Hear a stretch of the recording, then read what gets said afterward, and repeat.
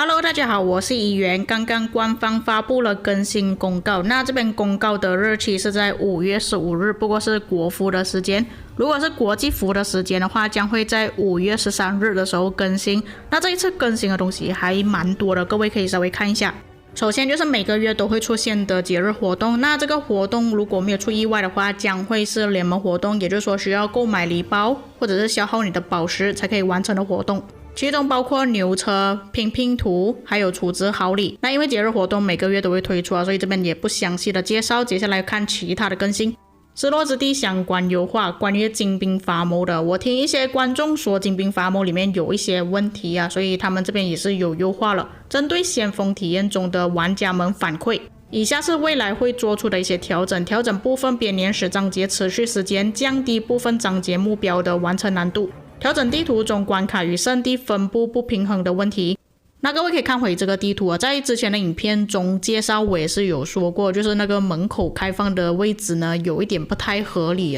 就比方说在中间的阵营呢，他们虽然两边的门口都可以进入，但是他们的位置都是在最角落的。我不确定玩家反馈的问题是不是这一点那确实这个问题还蛮大的。增加地图中驻地的数量，增加等级11关卡，将在赛季末完全开放。该关卡完全开放后，所有玩家可进入任意升庭区域。他这边说任意一个区域是不是也是包括出生地呢？因为已经有很多个地图是不能去到别的阵营出生地了，那我希望是可以进去啦，至少打到最后还是有一些东西可以玩了。增加失落之地等级系统，这个在之前杜拜线下见面会的时候就有说过了，就是如果系统它判定你这个失落之地的等级越高，返还的东西给予的奖励会更多。这边规则就有说到，失落之地的所有阵亡中山单位将会以累积的方式积分，达到一定分数后可提升本失落之地的等级。所以这个系统是怎样判断你是属于哪一个等级的失落之地呢？并不是说你一定有先锋王国就可以拿到了，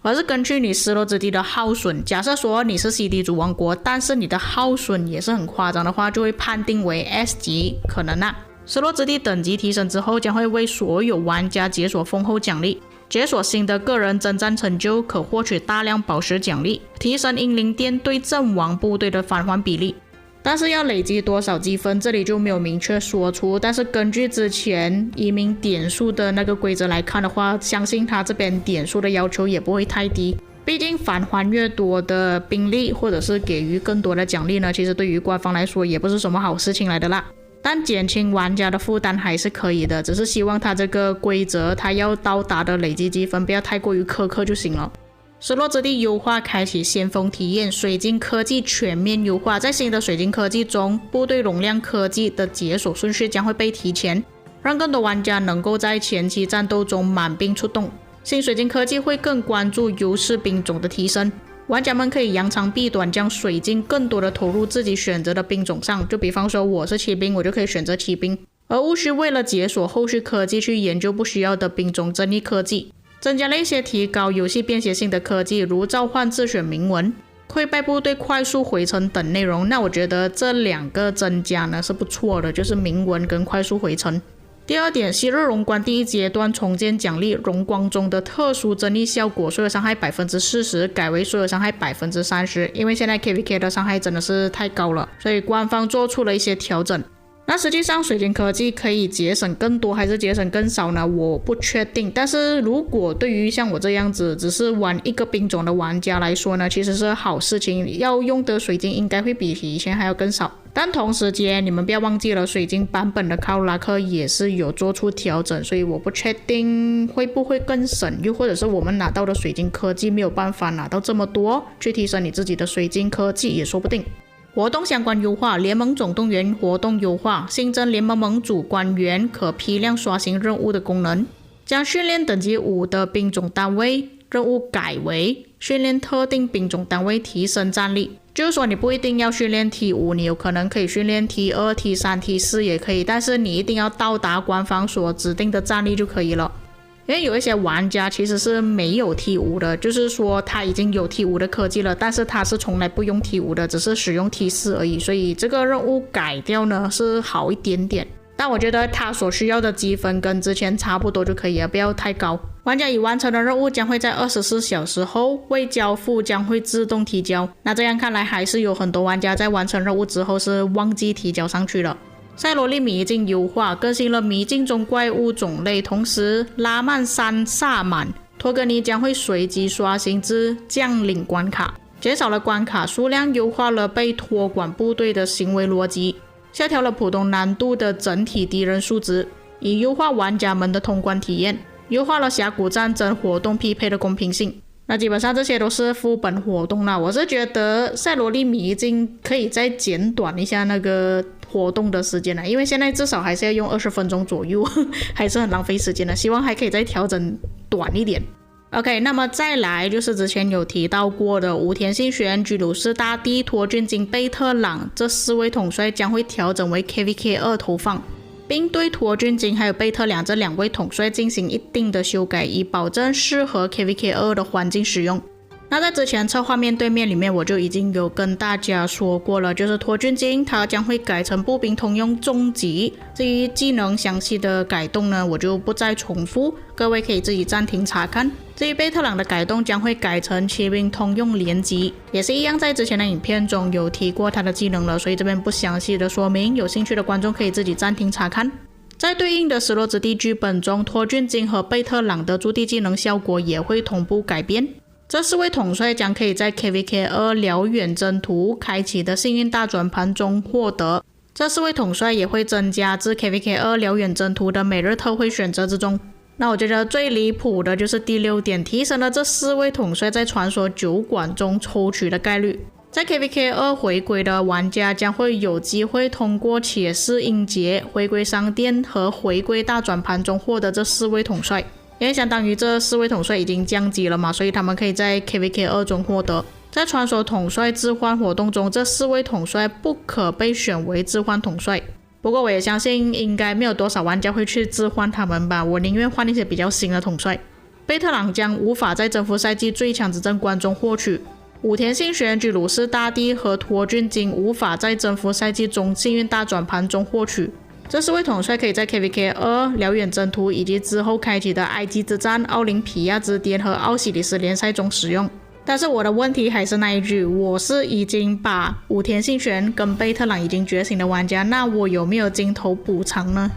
如果是我已经觉醒的话，因为他这边是改技能嘛，通常改技能是要返还金头的，这边他就没有详细的说出来，这个我之后会问一下策划或者是问客服。最后就是其他优化，新增传说重击和连击饰品。那之前策划是有说过出重击的饰品，没有说过出连击啦。那我们来看一下这边说什么东西。这里增加的2个新饰品就包括传奇剑柄、万福金安。新饰品可以在征服赛季备战商店中使用赛季币来进行兑换，仅对版本更新后开启的失落之地剧本中生效。再来这个2个新的装备图纸呢，会在炸弹活动中出现啦，但是要等到武器或者是饰品的选择中出现的时候才可以选择。OK， 这一点呢我比较去难评价。那确实官方他们应该要推出一些新的饰品，但一方面就是我们需要拆除一些旧的饰品去做新的饰品，但是当你分解了旧的饰品之后，返回的材料永远都只有一半而已，这边就有一点不太合理了。对于老玩家来说，除非这个饰品不是说非常夸张或者是非常强大，那可能改动了不会有太大的影响。但是我觉得既然它都已经推出了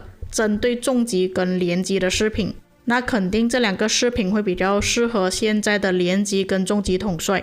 所以不满意的玩家肯定是比起那些能够接受的玩家还要更多。下一个联盟据点相关优化，新增远征旗帜预设工具。这个部分也是在之前杜拜线下见面会的时候有说过，在失落之地中，联盟官员顾问可以预设联盟远征旗帜的位置，满足建造条件之后，预设旗帜会自动开始建造，就是你不需要自己手动去建造了。在联盟旗帜和联盟要塞的攻防战中，战斗足够激烈时，获胜方将会有庆祝表现。什么是庆祝表现？发送表情包吗？那我觉得这个功能只是为了活跃大家的气氛而已啊，你讲实际上有什么效果应该是没有的。军器洗练金针保底功能应该是太多玩家洗到全部都是工程车了。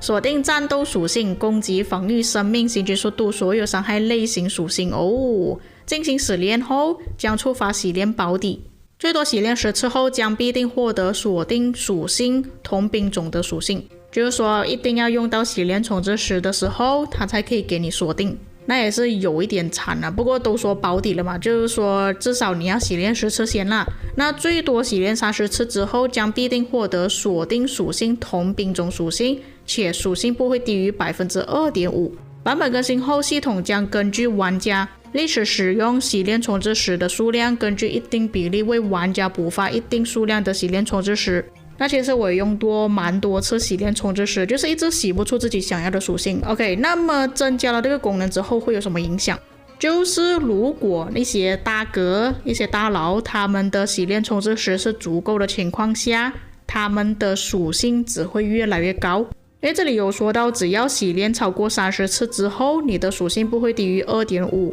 那我们假设说他的军技全部都是攻击、防御、生命全部都 2.5，就是说总数加起来它的攻击、防御、生命全部都会 10% 提升。但是各位要注意，这边有说过不会低于 2.5%， 也就是说也有可能是 3%， 甚至最高的就是 3.5%， 会让一般玩家跟大哥玩家的账号属性呢会再拉开多一点，尤其是所有伤害 2%， 我觉得会有玩家针对这个部分去提升。第4点，操作体验优化，调整大地图上部队行军线的粗细，减少其对画面的干扰。因为有一些玩家他是把画面放大来打的，不是每个玩家都是用点点的，所以对于他们来说这个行军线呢是会有影响的。在设置中新增了搜索回程切换开关，开启后在移动端选中部队，搜索按钮将会切换为回程按钮。那各位可能不太理解是什么意思，你们可以看我这个画面，就是你的部队选中之后，你们看到左手边有一个放大镜吗？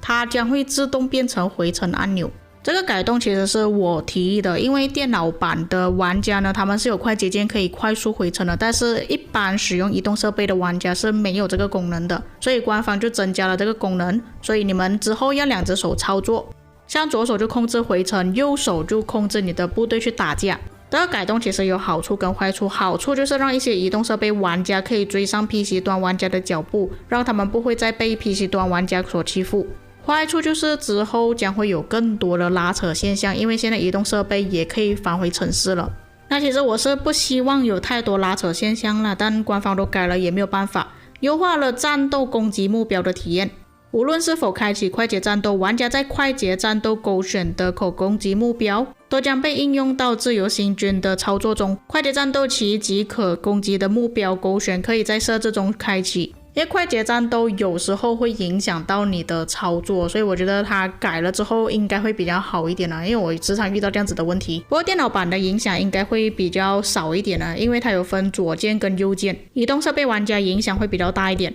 接着头显优化，玩家可以在城市管理界面中手动取消自身正在使用的王国头显。这个更新还蛮好的，因为大多数想要用头显的玩家不知道上一个玩家用完了没有，那有一些用完的还要特意去跟他们讲。那如果可以手动取消的话，确实还蛮方便的。头显设置中新增了申请者执政厅等级的限制，以及头显单次使用时长的选项，优化了玩家申请当前时间段时的头显等待生效时间。在 KVK2 也是增加了转转券，那转转券可以通过宝石或者是礼包购买都可以。新增了通过手动搜索玩家昵称或 ID 屏蔽玩家的功能，调整了部分道具图标背景颜色，对道具功能无影响。那以上就是这一次的更新，至于各位在看了这一次的更新之后有什么想法呢？可以在评论区给我知道。我觉得最大的更新应该就是移动设备吧，可以快速的回程了。那以上就是本期内容，我们下个影片再见。